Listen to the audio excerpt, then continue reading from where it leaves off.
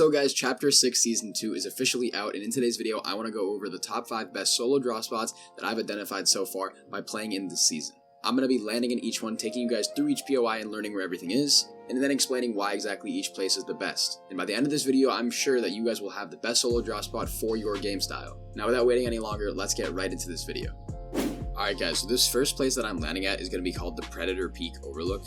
What exactly this place is it's basically just a tiny little house kind of in the center of the new biome that was added this season. It's not a very big POI, so it's going to be pretty quick to loot. That's a big reason that I think it's a really good beginner POI for those of you who have maybe just started playing competitive. Or if you guys are just looking to land somewhere where there's a few less players than usual, I'd recommend you definitely consider this spot. Also, I really enjoy its proximity to the other big POIs like Shiny Safs, Outlaw Oasis, and then Crime City as well. In general, I think proximity is something that's really overlooked, especially in solos. If you guys have a W key game where you basically need to go to these POIs and W key players, you guys can easily rotate over to these big POIs and get those eliminations if you need. Also, another big benefit is the fact that it has a good amount of chests in a small amount of area. That's something that's always going to be a big benefit. And of course, there's also a good amount of materials. There's going to be trees for wood, obviously bricks like that for you guys to get brick. And then also you guys can get a fair amount of metal from the area as well, just by breaking various things around the house. There's going to be a good amount. Also, if you guys want to rotate over to Crime City and try to get some metal from there as well, that's a great option in my opinion also. Overall, this place, once again, it's called Predator Peak Overlook. It's going to be a pretty solid POI for you guys to land at. It's really close to a lot of the new additions to the map right now. And like I said, there's not going to be too many players coming here, and it's most likely that you guys will land here if you're looking to have good W key games, or you're just looking to land somewhere small that isn't too far from the center of the map so you guys can easily rotate. Alright guys, so this next POI that I'm going to be showing you is called Yonika Boardwalk. This is going to be on the very left side of the map. This is a really great POI, considering the fact that it's on the edge of the map. It's unlikely you guys will be super contested here, and the biggest thing that I like about it is the vast amount of metal that you guys can get from these trucks, from the overall area around, and just genuinely the materials in this POI are going to be really good. Now, one thing just before I start going into the specifics of the POI, a lot of people tend to be worried considering that the POI is on the very edge of the map. The reasoning that I have for not being super worried about that is that if you go to the top of the building right here, there's a launch pad that you guys can easily use to rotate wherever you need to. You guys can get an easy jump start on that. Yes, I obviously understand that it is still pretty tough to rotate if the zone pulls far. However, the first couple zones are going to be pretty big, and yes, they do move fast, but if you guys plan right, you can easily rotate out of this POI with adequate loot and materials. Now guys, something else that I also really enjoy about this POI is the simple fact that you guys have access to fishing. You guys can easily go fishing around this part of the POI, and you can get weapons, you can get ammo, you can get fish. Like I said, that's a really big benefit that a lot of players tend to overlook. Of course, it's going to be unlikely that you guys are super contested in this part of the map just because it's super far from the center. But of course, I think this is a great spot. Definitely consider landing here if you guys want to land somewhere with a really good amount of chests, somewhere that's not too big, and also a place where you can get great materials, and also somewhere you don't need to be too scared of getting caught on the bad side of zone. Definitely consider Yonika Boardwalk. It's a great POI in my opinion. Alright guys, so this next place that I'm going to be landing at, this is a bit of a smaller POI. This is for those of you guys that want to land somewhere really underground, really not super deep. This is going to be kind of just this big tractor right here. It's this big construction site that has very minimal chests, but since it's so small, it's really easy to loot very quickly, and you guys can easily rotate to other major POIs as well.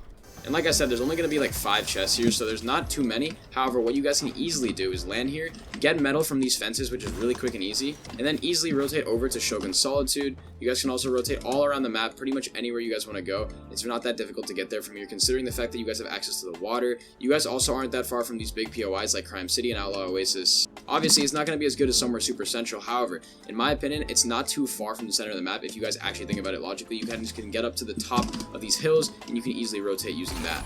Also, like I said, another big benefit is the fact that there's a lot of metal here. Of course, you guys are also in a forest, so you can get a fair amount of wood as well.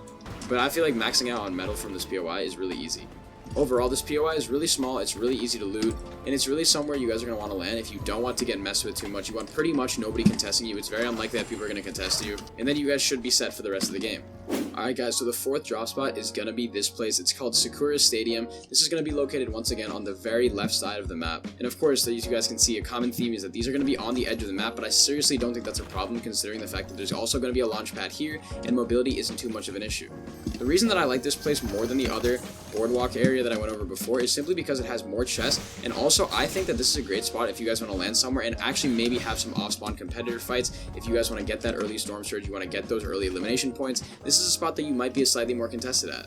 Obviously, like I said, a good amount of chests in a small amount of area. There's going to be a fair amount of metal. You guys can obviously farm these bleachers, you guys can farm all the different metal objects in the stadium itself. And then of course there's going to be rocks on the beach, trees everywhere. You guys can easily max out on materials is what I'm trying to say.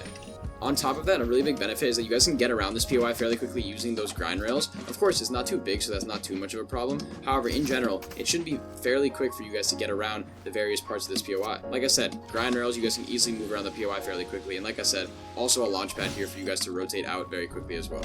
In the inside of the POI, there's going to be a good amount of chests, and once again, a good amount of metal objects you guys can farm in order to get metal and make sure you guys are not lacking in that resource. After that, you guys can easily pop the launch pad, rotate out, and then basically go on your way, easily rotating for the rest of the game.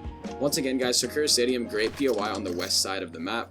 You guys have a lot of great exit opportunities as well. You guys can go to Shiny Shafts, you can go to Outlaw Oasis, basically anywhere in the new biome that has a really stacked POI where a lot of players are going to be, you guys can rotate there, so if you want to get good W key games, that can easily work out.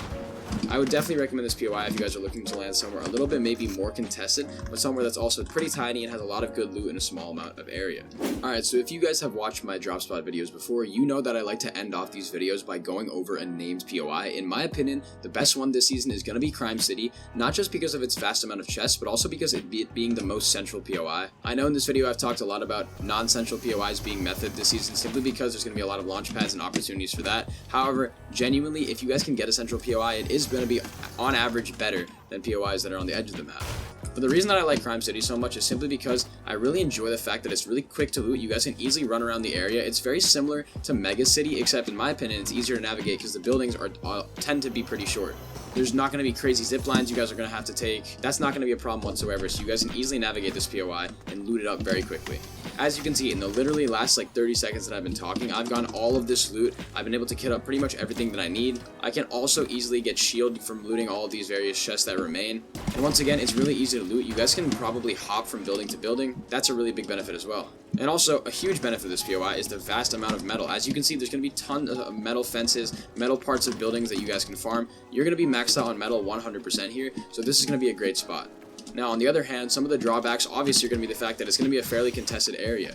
Of course, this is a named POI and it's one of the new ones this season, so a lot of players are definitely going to be landing here. And I recommend you guys devise a plan on exactly where you should land if you guys want to try and stay alive and win those off-spawn battles. In my opinion, the best place to land in this POI is by far going to be this little house right here, and then rotating in this method, going this house, and then over to this main area right here where you guys can farm up, get pretty much anything you guys need, and then you can easily continue out for the rest of the fight off-spawn.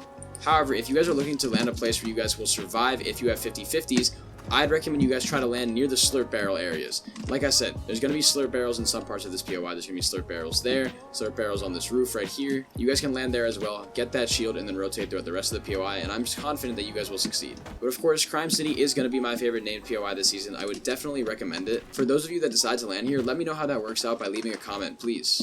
But anyways, guys, that is the video on the 5 best solo drop spots in Chapter 6 Season 2. Please let me know if you enjoyed this video by leaving a comment down below, and let me know if you guys want me to make any other types of content for this season. But that is about it for this video, guys. Be sure to like and subscribe to the channel, and I will see you all in the next one.